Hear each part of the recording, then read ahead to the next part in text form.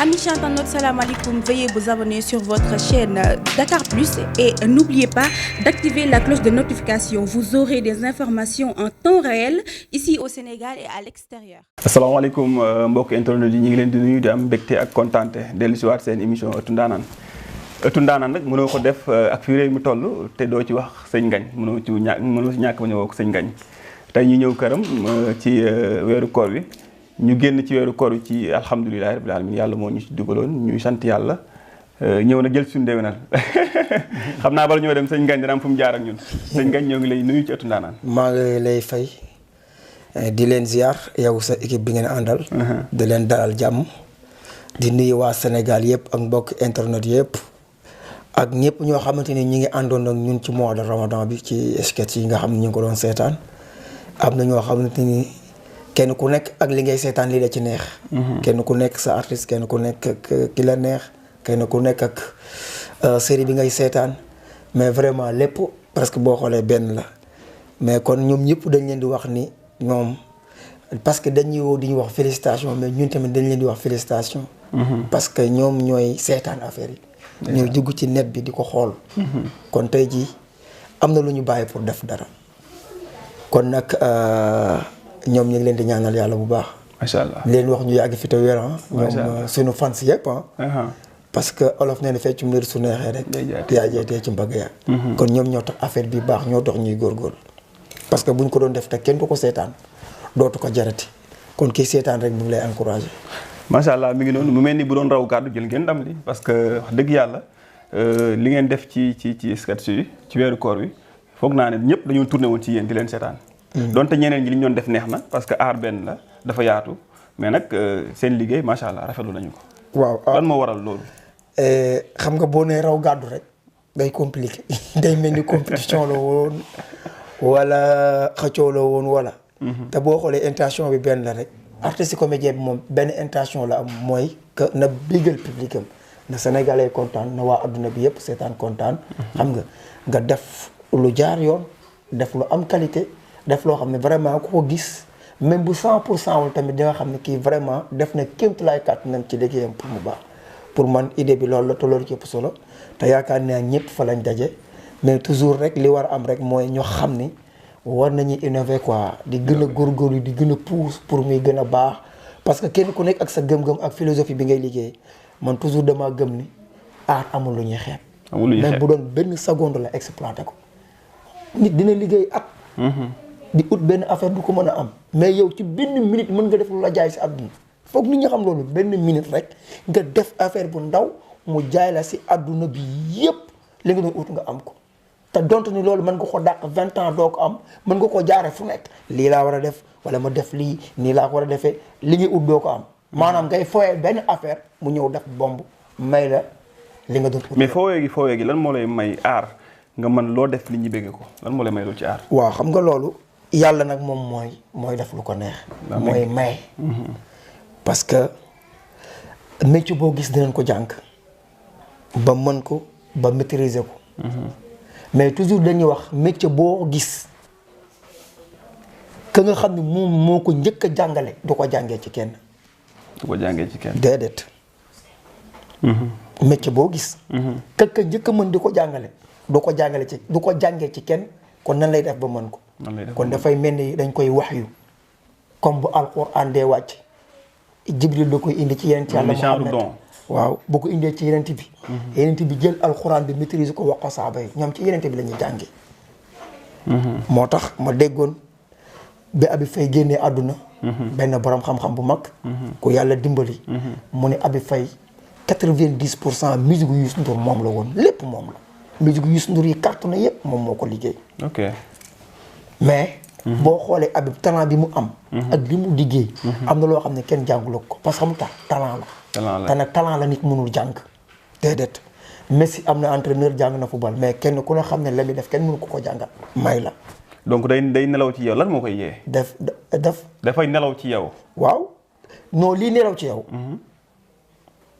dafa am moment bu mu war a yeewoo c'est-à-dire dafa am luy nekk ci nit ki di nelaw ku yàlla may gis-gis xam ne kii am na lu nekk ci moom di nelaw yeewoogul parce que su yeewoo mu tas àdduna kooku dafay am ku ñëw yee ko pour loolu yeewu.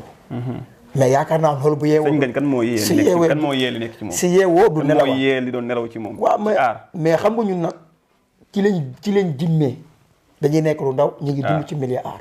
maanaam avant nga yéeg chaîne avant nga commencé nekk comédien wala ngay nekk artiste fekk nga juddoo ci koñ boo xam ne yow loolu nga fa fekk. tey dafa mel ni bu nee football rek ne Brésil. avant école de football avant dara parce que benn affaire la boo xam ne kenn ku ne yaa ngi koy dund à 400%. moo tax boo ci duggee rek pour nga def ci dara day yomb peut-être ñun loolu moo ñu dal te ba léegi loolu mu ngi dox. am na ay jeunes talents yoo xamante ni peut-être fii quelque temps nañ découvrir leneen comme nañ gisee benn daam. tey ci koor gi mu ñëw dugg def dara.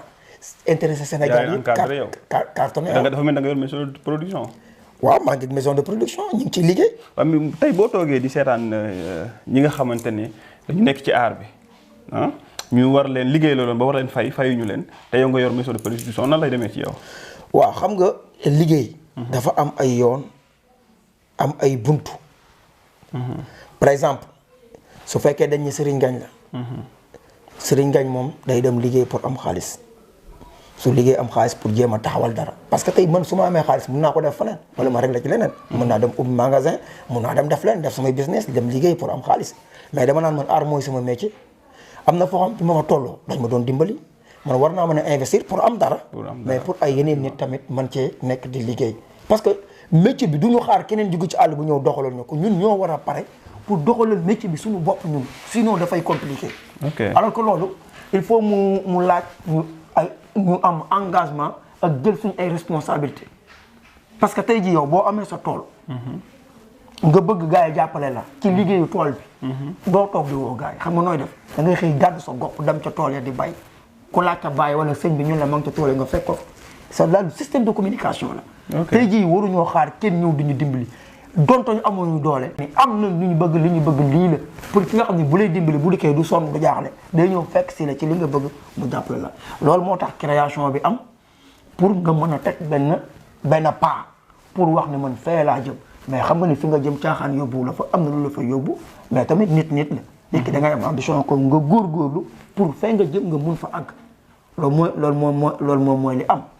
su ko defee nag ma Samba nekk ci ma Demba nekk ci kenn ku ne tee ci parce que benn nit mënul doxal lépp bu ci ñëpp teewi nag bokk gëm-gëm ak gis-gis yàlla moo ci dugal loxoom parce que lu dox yàlla moo ko doxal.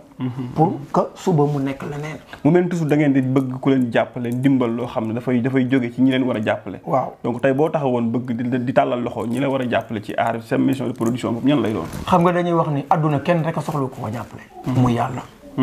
mais yeneen bi yàlla yónni sax soxla na yàlla jàppale ko ci naka di ko yàlla yónni ba pare kenn ku ne xam na ne mission dafa metti mais da ko booleeg ay saaba ñoo xamante ni foo tuddee yeneen bi tudd leen mais saaba yooyu ko waroon kenn ku nekk am nga benn rôle boo doon doxal pour moom. effectivement xam nga. Ababacar dafa nekkoon ci yeneen bi sallallahu alayhi wa sallam. parce que lu yeneen bi wax rek dootu ci xel ñaar gëm na ko kooku moo doon wane fi gars yi war a jaar pour gëm yeneen bi. Seydina Omar moo doon ñëw pour wan gars yi li ngeen bëgg lan la leen jaral seen bakkan. ak fit. Seydina Ali moo ñëw indi jom ak xam-xam parce que loolu la ko yàlla dénk. Seydina Ousmane moo doon financé xaalisam. loolu ñoo nekkoon entourage bi ànd ak moom pour mission bi mën a jàll comme ni mu ko bëggee. kon kenn ku ne c'est-à-dire boo gisee ma dugal loolu dama laa bëgg a wan ni ak doole bi yeneen yàlla Muhammad am ak puissance bi yëpp. teewul soxla na ndimbal. kon ñun këru ñuy wax ci wàllu wi ñu féete.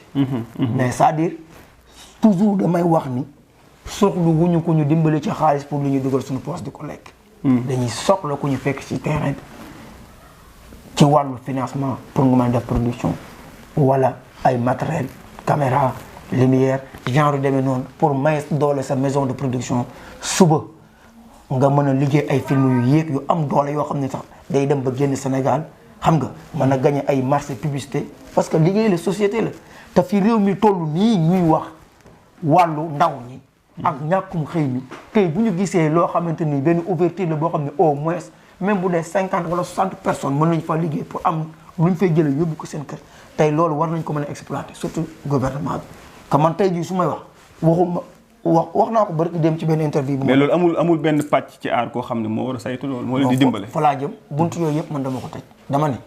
du ay FOPICA laay tàllal loxo wala ay ministère. FOPICA lan mooy rôle am. FOPICA moo dañ leen fi teg président moo leen teg di jël xaalis di leen ko jox pour ay financement pour artistes yi nga am sa film nga jël projet bi yóbbu ko wala leen projet bi tey ca la leen président jox ñu war cee yëkkati pour jàppale. ñoom ñu ngi leen di financer. appuyer peut-être am na ñuy finance mais mosuñu ma jox dara wax naa ko 1000 fois mais dootuma ko waxati quoi parce que aw ma jot boobu mosuñu ma jox mais gis nga maa ngi liggéey. maa ngi dox ci mbetteel ak leneen ak leneen. ok. parce que bi nag dañuy continuer ci kàttu yàlla di liggéey parce que ñoom duñu la jox lu régler sa problème duñu la jox lu xam ne mën na def sa production yëpp ñoom dañ ciy jàpp mu ngi mel ni nga soxla 10 000 am 7 000 ñu ñoo jox la 3 000 dafa lu production bi 10 000 nga soxla mais jàpp nañ ci bu ci jàppul ñeneen ñoo ñëw jàpp ci mais nag ñoom force la parce que loolu moo leen fi bàyyi suñ ko deful da ngay génn wax ni ñoom li ñu war a def defuñu ko ba pare bàyyi leen foofu nekk ci seen liggéey te duñ la teree liggéey mais na ko kilifa gi xam ne ki leen fi teg président leen ko xam man aw ma ku may waxal man Macky Sall laay waxal en tant que président parce que ñoom ñoo war a jàpp suñu liggéey pour ñu mën a concurrence sax sous région bi ci dëkk yi nga xamante ne tey jii kenn mënu leen a laal tey jii te du dara lu dul xaalis saa waay bu la kenn sonal production xaalis la soo amul xaalis mënoo def production. am na solo foog naa message bi jàll na dégg nañ ko mais tey bu yow par exemple tey bu ñu nee Sëñ Ngagne dafa yor maison de production ñi nga xam ne yaa leen di produire parce que dañu seetaan bu yàggul mais kii Marème Diallo muy génn di kaas ka dañ ko war a fay te fayuñu ko yow mbaa ñi ngay liggéey amoo ñoom problème yu mel noonu. man mun naa am problème bu ëpp boobu sax ko bi Marème Diallo man naa ko am.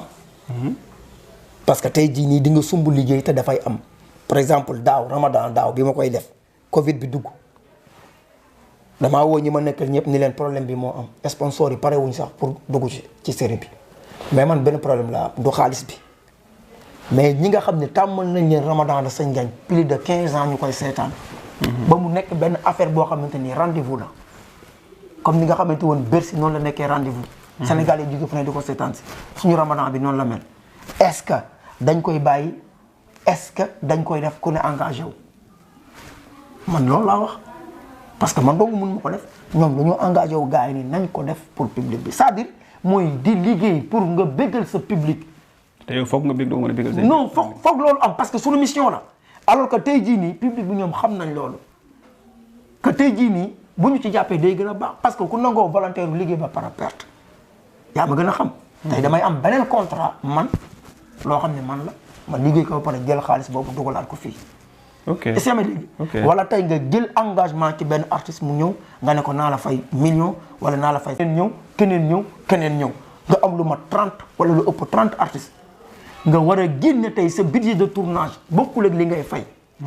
restauration transport nga war koo am ak yeneen détails ak plateau bi li mu laaj des fois nga xëyee war a def benn séquence boo xam ne par exemple añ la wala benn événement la nga dépensé 300 000 wala 400 000 te loolu bokkul ak budget bi nga xam ne chaque jour loolu day daw añ reer ndékki ak transport. tey jii boo dikkee li nga war a am amuloo ko lan mooy xew fa la problème bi di nekk lan mooy xew. mais ku ñee contrat nga signé ak ñoom tamit. waaw da nga koy fay. waaw mais gis nga léegi boo war a fay contrat bi amoo xaalis bu toll noonu lan mooy xew mooy waa ji day xaar da nga koy desal 100 000 wala da nga koy desal benn 150 000 yaa ngi koy réglé ji pour fay ko parce que production bi di ko génne. loolu moo tax gars yi soxla appui bi pour ñu dimbali ñu pour yooyu du am xam nga lan lay créé. balaa artiste bi commencé nga jox ko 50% mu téye su téye 50% nga génne sa budget de tournage teg ko. tey jii boo tàllalee loxo sponsor yi bu ñu dikkee lay des pour nga fay leen ko du metti pour nga mën a gagner dara mais fan nga naka nga mun a imaginer nit koo xam ne yow da ngay dem sa compte xaalis nekk fa nga jël ko pour taxawal benn projet def ko ci ba pare tey boo fayee ñëpp yow la nga fa dugal doo ko mën a génne kon xam nga ne gagné woo dara. bu fekkee li nga dugal génnewoo ko rek jarul ngay ut dara perte nga. ok te noonu ngay continuer di liggéey. ok léegi Sëñ Ngagne li dal Marème Diallo foog naa ne nee nga mi ngi lay dal sa liggéey. non dama ni mën na ma dal ci sama liggéey. parce que tamit lépp du ma ko wax ci émission. waaw ok mais même bu la dalee que ñi ngay liggéey te dégguñu lan moo waral jàppante boobu ak relation si diggante ñi ngay liggéey. non xam nga exactement. même su amee génnuñ wax soo waxee Marème Diallo exactement doo mën a xam lan moo fa xew man xaw ma. dama laaj dama ne tey yow bu fekkoon ne loolu am na. waaw seen ñi ngay liggéeyal. waaw li tax génnul ñoom wax kenn déggu leen loolu relation la boo xam ne da nga ko séq ak ñoom ba tax waxuñu. non man aw ma ñun li ñu séq moo ëpp xaalis moo ëpp liggéey. waaw moom laa wax mais xam nga Sëñ Ngagne moom munul moom benn nit boo xamante ni war na mën a génn wax te du génn wax parce que kenn ku nekk yaa moom sa bopp mais man xam naa ne ñi may liggéeyal bu fekkee am naa ci ku ma ci ameel dërëm dañ koy seet ci wàllu liggéey. parce que kenn ku nekk li ma seet ak yow naa ko def. dama lay wax benn affaire man ñi may liggéeyal damay seq ak ñoom xaalis ci lu dul liggéey xaaruma ba liggéey am ma leen di jox xaalis. nit dina am problème woo ma ne ma lii mooy sama problème ma dem liggéey sama liggéey te dara xewul jox la xaalis man loolu laay def. macha allah da nga may woo ni ma am naa problème mu 200000 wala 300000 boo ci taxul musiba am ma dem lijjanti 300000 ñoo jox la ko te du liggéey. te du liggéey moo tax ku ma ci ameel xaalis doo wax. doo wax waaw foofu laa doon waxee parce que lu tax du liggéey bi. lu liggéey bi relation bi relation liggéey bi waaw est-ce que am fu ma waxee. looy day am loolu bokkul ak ana man ana yow defal ma lii ma fay la lii. ànd bu yàgg dëgg la. léegi nag loolu lépp ci biir organisation lay xewee mais daal artiste tamit dina jar fukki dërëm. dina jar fukki dërëm. dina jar fukki dërëm. dem ba benn moment mu yëg ni 10 000 lay jar. waaw succès. loolu day indi détail. succès parce que xale yi dañoo gaaw yi. waaw mais di nga ñëw fukki dërëm nga doon jar. tàccu la yaa fi ne budul yow dara du dox. mais ñi ngi lay neex di lay gaañ. xam tax soo bëggee imposer loo xam ne amul ci marché bi kenn du la ko jox non da ngay tax gis nga il faut nit ñi bañ a nax seen bopp. waaw yow de boo ko waxee. gis nga entourage bi li la wër ak li lay coacher. ak li ngay dégg ci mbedd mi ak yuuxu yi du mu la yóbbu fenn.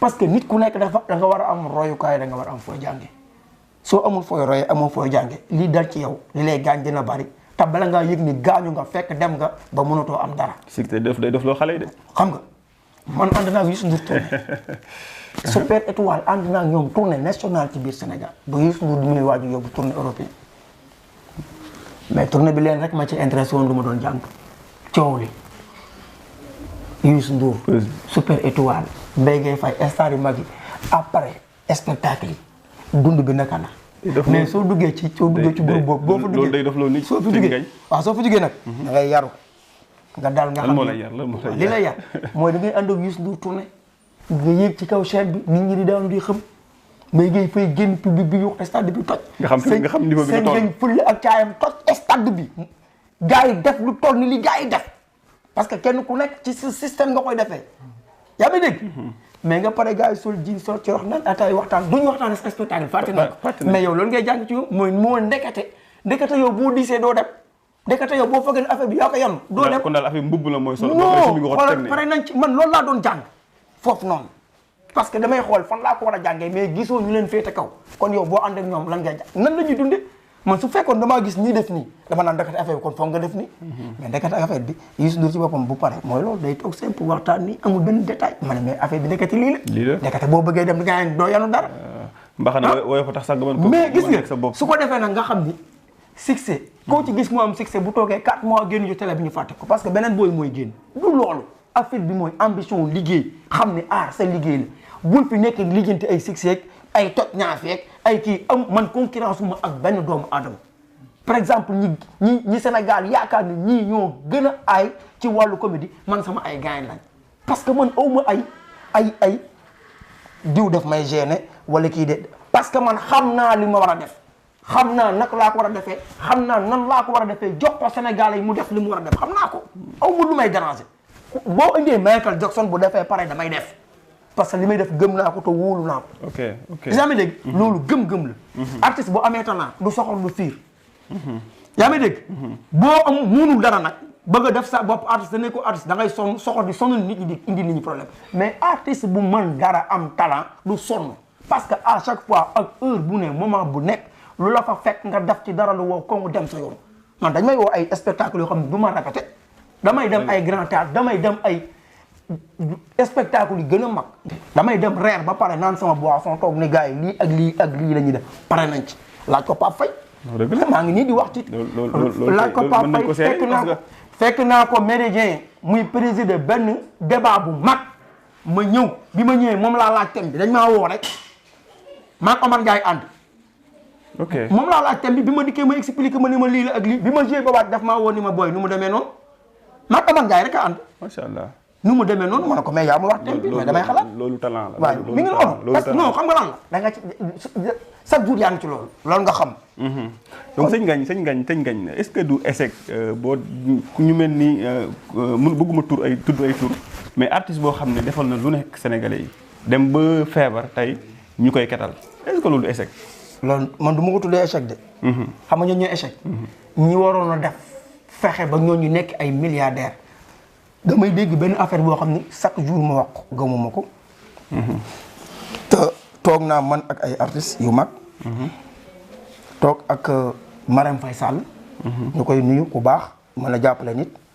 ñu waxtaan ci affaire mutuelle artistes yi pour bu ñu feebaree faju man benn question laa posé artiste bu feebar faju est-ce que doomam bu feebaree dina faju est-ce que jabaram bu feebaree dina faju artiste bu xëy sa jabar feebar nga sa doom bu feebaree feebar nga yow boo feebaree feebar nga li war a am mooy ñu fexee artiste bi liggéey am xaalisu boppam man loolu laa gëm ñaar yi mënul xaar ku xiif mënut a xaar dafay lekk ku feebar ordonnance nga nii wala lii moo jaadu ci moom mënul xaar kañ ngay xaar ba gars yi régler say kayit. parce que ku mel ni Baye Eli nga xam ne yaa may dégg moment boobu yow bu fekkee ne yow ci benn 1 heure de temps wala 2 heures de temps dañ la war a assister rapidement pour régler sa problème balaa gars yi si yow fekk dégg nga mais nit ki tey xaalis bu nekkee ci compte am 200 millions nekk benn 5 millions war koo faj wala doomam wala jabaram est-ce que day xaar ku ñëw day dem génn ko faj ko. saa waay way kay di yor ay milliards yi dul jeex est-ce que moom bu ñu feebaree dañuy xaar ay Macky Sall wala dara lu tax ñu war koo xaar. loolu nag pour régler le problème boobu xam nga mooy lan moo ñu faxee artistes yi li ñuy def ñu am xaalis parce que bu ñu waxantee dëgg tey jii ku mel ni man munuma fay artiste li ma ko war a fay munuma ko yow da ngay xam ni artiste nga mais da ngay xam ni kii nii boo ko fayee 5 millions fayoo ko te yow munoo ko fay 1 million bu mat te boo ko fayee 5 millions fayoo ko kon tey jii nii lan mooy problème bi parce que li fi war a nekk fi te foog ñu liggéey ku toog doo def dara léegi nag taxalaatu moo fay am. te sëñ Ngagne moom lii mooy métier am ci lii rek la xam. dama ne producteur bi ñëw.